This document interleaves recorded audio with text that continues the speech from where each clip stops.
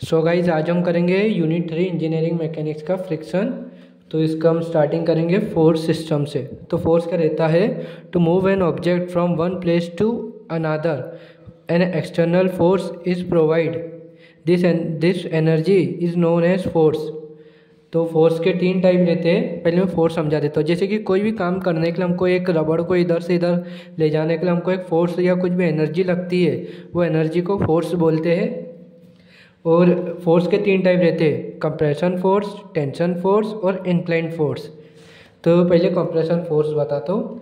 तो to apply downward force on an object and its size will minimize this force is called as compression force.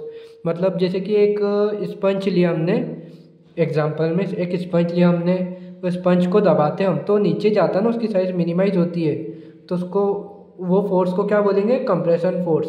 ठीक है, अब हम next करेंगे tension force.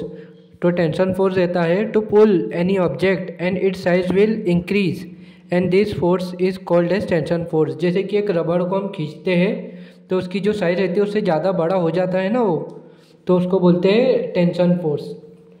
और inclined force, अब inclined force when an object is in the force of angle this position is called as inclined force.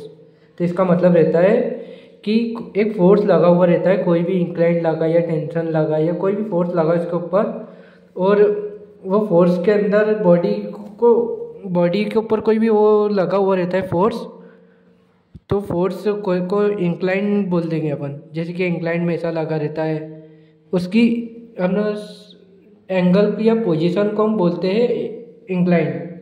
तो देखो inclined में ऐसा फोर्स रहता है, वर्टिकल में ऐसा रहता है, हॉरिजॉन्टल में ऐसा रहता है, और ये ऐसा रहता है, ये फोर्स इंक्लाइंड। ठीक है, नेक्स्ट की सीरीज में आपको और इसका समझाऊंगा मैं।